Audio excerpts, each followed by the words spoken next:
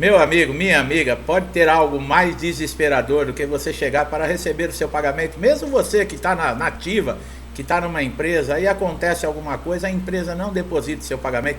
Imagina como é que fica essa situação se você nunca passou. E agora já teve aqui, se você perguntar aqui para segurados aqui do canal, inscritos no canal, tem muita gente que já passou por essa situação, mas não foi dentro da empresa quando estava no mercado de trabalho, mas quando chegou no INSS.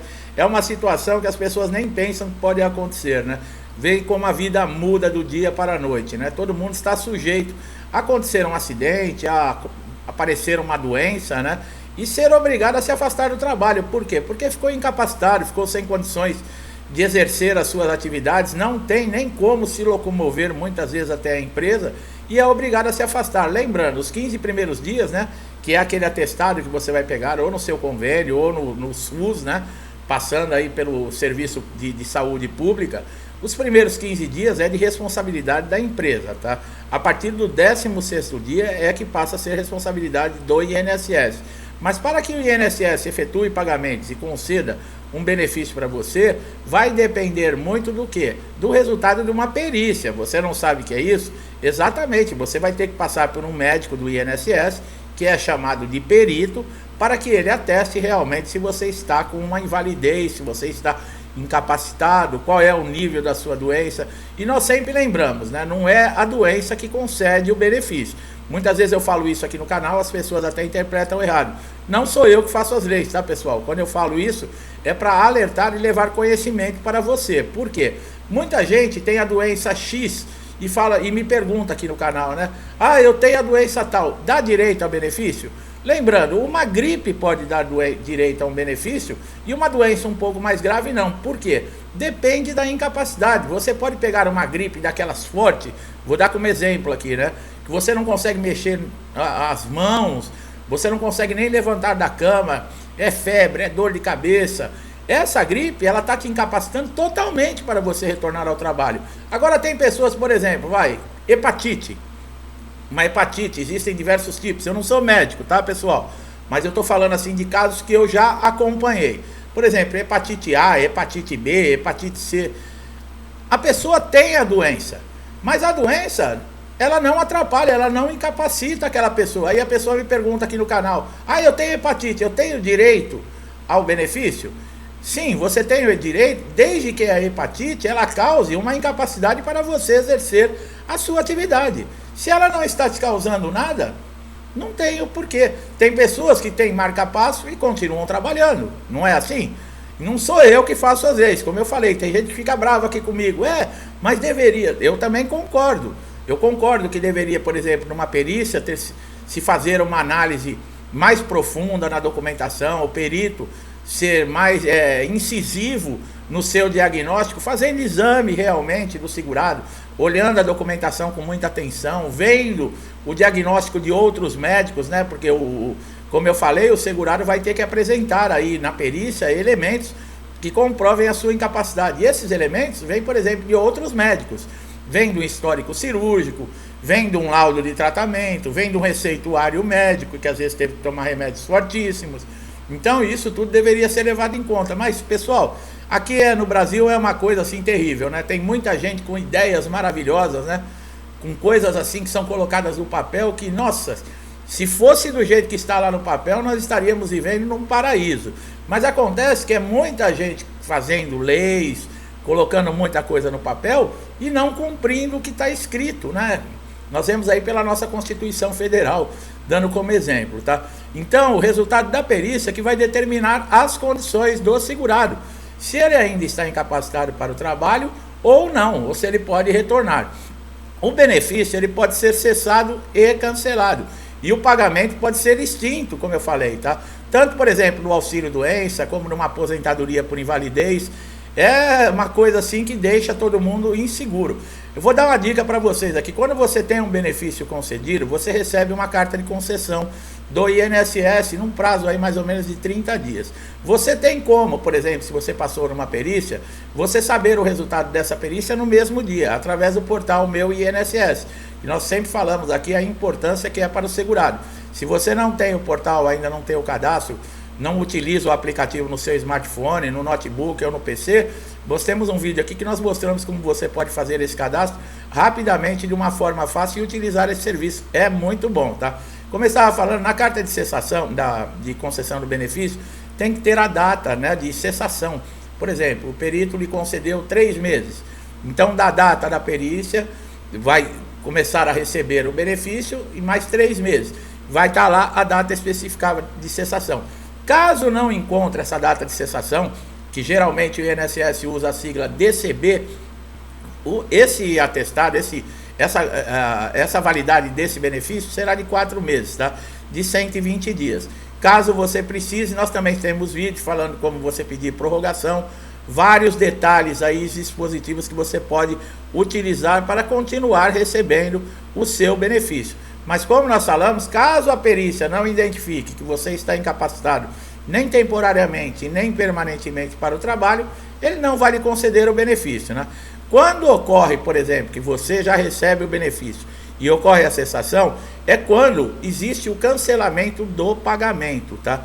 Muitas vezes não é de caráter definitivo, isso pode ser revertido, tá? Por entendimento do INSS, quando ele faz isso, é que você que estava recebendo o benefício não tem mais necessidade, o INSS não tem mais obrigação de lhe pagar qualquer valor, tá? A reativação do benefício cessado, ela pode ser feita, tá? E o retorno do pagamento também.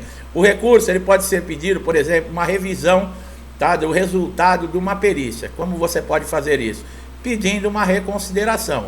Você que fez o primeiro pedido lá no INSS da concessão de um benefício, ele foi negado, você tem direito a pedir uma reconsideração, o que seria uma nova perícia para ser reavaliado a análise que aquele primeiro perito fez, tá? O que acontece quando é indeferido de uma vez por todas, né? Bom, se o auxílio-doença ele foi indeferido, o segurado deve retornar ao trabalho imediatamente, tá? Nesse caso aí da reconsideração, se caso o INSS não reconheça a sua incapacidade, você deve retornar à sua empresa.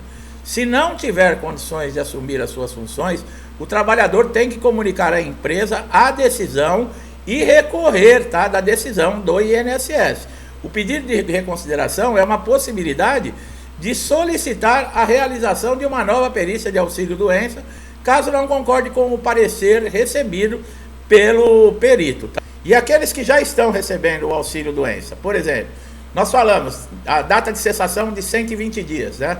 Você não se recuperou durante esses 120 dias, você pode pedir uma prorrogação, 10, 15 dias antes de vencer essa data, né, de cessação, você pode, através do portal Meu INSS, pedir a prorrogação desse benefício. Lembrando que a documentação deve estar atualizada para você fazer isso, tá? Se você já passou lá 120 dias e está com a mesma documentação, por exemplo, o laudo está desatualizado, o histórico de tratamento, histórico cirúrgico desatualizado, você precisa atualizar. Essa prorrogação ela pode ser pedida até 3 vezes, tá? Caso você ainda necessite, você pode pedir uma perícia conclusiva. O que é? Vai ser avaliado se ainda há possibilidade, porque você já utilizou as 3 vezes o pedido de prorrogação. Então pode ser avaliado se existe a possibilidade ou não ainda de lhe dar mais um período. Muitos casos é negado. O que o segurado deve fazer num caso como esse? Utilizar os outros dispositivos que lhe restam. Quais são? O requerimento. O requerimento é um pedido de avaliação de toda a sua situação dentro do INSS, tá? O INSS vai fazer aí, através de uma junta, né, de um grupo de funcionários, uma avaliação desse seu pedido de requerimento. Lembrando, ele tem 30 dias para dar a resposta, tá? Isso está na lei número 9.784 de 1999, que o INSS tem 30 dias depois do protocolo desse requerimento para dar a resposta dessa análise. A partir do momento que você continua tendo uma resposta negativa do INSS, o último dispositivo que lhe resta vai ser entrar na junta de recursos. Essa junta de recursos, pessoal, ela pode demorar até 2 anos, tá? Para fazer, por exemplo, uma avaliação das suas condições. Eles alegam que tem falta de pessoal, que está desestruturado, que tem uma fila muito grande. E o segurado não tem nada a ver com isso, porque quando você pagou as suas contribuições para ter a carência de 12 meses e qualidade de segurado, ninguém perguntou se você podia ou não pagar. Então você entra nessa junta de recursos. Já vou adiantando que 90% ou mais dos pedidos que entram dentro dessa junta, eles não são, a sua condição não é revertida, tá? Se for indeferido, vai continuar indeferido. O que você pode fazer, lhe resta recorrer à justiça. Enquanto você recorre à justiça, nós já falamos, você que está empregado, o seu contrato de trabalho, ele continua suspenso. Enquanto perdurar no INSS esse recurso, o seu benefício, você está na justiça, continua suspenso o seu contrato de trabalho. E você não pode trabalhar. Mesmo você que está desempregado, que não tem nenhum contrato de trabalho, enquanto você tiver, por exemplo, pedindo um pedido de incapacidade, um benefício do INSS, porque você não encontra em condições de trabalhar, você não pode, por exemplo, enquanto o processo está em andamento na justiça, você arrumar um trabalho e começar a desenvolver ou desempenhar alguma função. Por quê? Porque aí mostra que você não é incapacitado, tá? Um processo na justiça, nós já falamos, pode demorar de 18 a 24 meses ou mais, tá? Você vai ter que passar por perícia judicial, é necessário levar uma documentação que comprove toda a sua incapacidade. O laudo deve ter o seu nome, o carimbo, o CRM do médico, a assinatura, a data desse laudo é muito importante, o CID da doença. Peça para o médico que está fazendo o laudo para ele fazer um histórico, um pequeno histórico das suas condições. Se é uma lesão temporária, quanto tempo você vai precisar, mais ou menos, para conseguir se recuperar. Se é uma lesão permanente, se você é sujeito à aposentadoria por invalidez, no caso, tudo isso é muito importante. Por quê? Porque esses laudos, essa documentação vai ser anexada no processo. Isso tudo tem que ser levado em conhecimento do juiz, tá? Porque para se tomar uma decisão, muitas vezes o juiz não utiliza só o parecer do perito médico, tá? Do perito judicial. Ele pode utilizar os elementos que estão dentro do processo, até mesmo descartar o laudo do perito judicial. Nós já falamos isso em outros vídeos aqui, tá? Para você entrar com requerimento é muito simples. Você vai entrar no site Meu INSS, vai clicar na opção requerimento, novo requerimento e recurso de benefício de incapacidade. Você vai preencher um formulário ali com alguns dados e você consegue fazer isso de dentro da sala da sua casa através do smartphone. Antigamente você tinha que ir na agência do INSS para fazer tudo isso. Depois de um tempo você tinha que ligar para fazer um agendamento de um atendimento. Hoje você consegue fazer tudo muito simples da sala da sua casa, tá? Muita gente me pergunta se o aposentado por invalidez ele pode ser chamado para as perícias de pente fino, que estão ocorrendo, tá, pessoal? Não se está fazendo alarme, não está saindo na televisão, ninguém está falando muito sobre o assunto, mas as perícias estão ocorrendo. Inclusive para você que está no programa de reabilitação profissional e o seu laudo já está vencido há mais de um ano, prepare-se, porque até abril o INSS pode lhe convocar para fazer uma avaliação se você ainda continua necessitando receber o benefício, tá? A do INSS, ela pode chamar sim, a qualquer momento, um segurado de um benefício de incapacidade. Na aposentadoria por invalidez existe uma exceção. Aqueles aposentados por invalidez que já completaram 60 anos, aqueles que têm 55 anos e recebem o benefício há mais de 15 anos, e os portadores de HIV. Tem algumas pessoas que falam ainda, né, que a partir do momento que você recebe por mais de 10 anos o benefício, o INSS não pode mais se chamar. Isso caiu, pessoal. Teve uma medida provisória aí que derrubou isso, tá? Então a exceção é para quem tem 60 anos, para quem tem 55 anos e recebe o benefício há mais de 15, e portadores de HIV da aposentadoria por invalidez. O auxílio doença não tem isso não, tá? O auxílio doença ele pode ser convocado a qualquer momento. Uma das diferenças que as pessoas muitas vezes querem converter o auxílio doença em aposentadoria por invalidez, tem que prestar muita atenção na forma de pagamento. Depois da reforma da Previdência, a aposentadoria por invalidez, quem se aposentou depois da reforma, teve uma perda muito grande, tá? A desvantagem do auxílio doença, o que que é? É que os períodos são mais curtos, então você praticamente vai passar sempre por perícia, tá? E a aposentadoria por invalidez, ela pode ser um pouco mais demorada, mas também pode ser encaminhada para uma reabilitação profissional, tá? E você ficar sujeito aí a passar por uma perícia e essas pessoas da perícia falarem que você não tem mais necessidade de receber o benefício, que você está recuperado. Como também tem muito comentário reclamando que na reabilitação profissional estão fazendo isso, estão fazendo acordos com os segurados para eles próprios, o próprio segurado pagar do bolso o curso, e o INSS continua mantendo o pagamento do benefício, porque se o segurado se negar a pagar do próprio bolso, eles cancelam o benefício. Que país é esse? Que mundo é esse que nós estamos vivendo, pessoal? Não parece que nós estamos indo aí numa casa de caridade, pedir, né, uma esmola. Você pagou para ter direito a utilizar o INSS, para ter os recursos do INSS. Muitos pagaram a vida inteira e nunca utilizaram o INSS. Né? Então não é de graça, ninguém está te dando esmola, ninguém está fazendo caridade para você não. Você deve exigir os seus direitos. Nós já falamos aqui, foi desrespeitado, o INSS está negando o que é direito seu, recorra à justiça. O perito lhe desrespeitar com ofensas pessoais, palavras de baixo calão, se você puder gravar a perícia, se você tiver o áudio da perícia, se você tiver testemunha, processe esse perito, faça uma reclamação no Conselho Regional de Medicina, entre com uma ação pedindo danos morais. O perito é um médico, ele não pode ficar desrespeitando as pessoas e achando. E tem gente aqui que foi chamada de vagabundo, segurado que foi passar numa perícia, doente. Ninguém procura o INSS para se divertir. Ninguém vai num hospital, por exemplo, porque está pulando, está num carnaval. Não, as pessoas procuram um hospital quando estão doentes.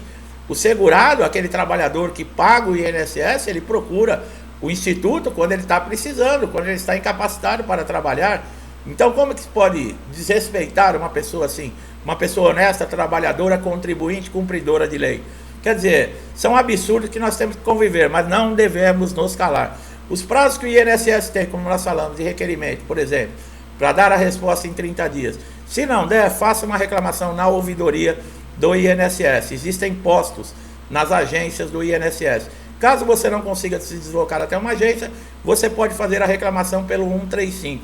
Isso obriga na ouvidoria que eles façam uma avaliação do que está acontecendo com a sua situação. Se todo segurado reclamar, pode ser que melhore as condições para aí todo mundo, né? Meu amigo, minha amiga que chegaram aqui pela primeira vez, eu espero que esse vídeo tenha sido importante, que tenha esclarecido, trazido elementos, conhecimento e informação para você. Gostou do nosso trabalho? Não deixe de dar um like aqui no vídeo, se inscrever no canal, ativar o sininho de notificação para sempre receber nossos novos conteúdos. Conteúdos que já ajudaram muita gente. Fique à vontade para assistir quantas vezes você quiser os nossos vídeos, eu tenho certeza que vão ajudar você também. Meu amigo, minha amiga, estão comigo há muito tempo, muitos incentivando, compartilhando, estão aqui comigo desde o início do canal. Eu não tenho como agradecer, só dizer meu muito obrigado, que Deus abençoe sua casa, sua vida, sua família com prosperidade, saúde, com muita luz, harmonia e muito amor, que é isso que o mundo está precisando, né, pessoal? Eu deixo a todos vocês um forte abraço e até os próximos vídeos.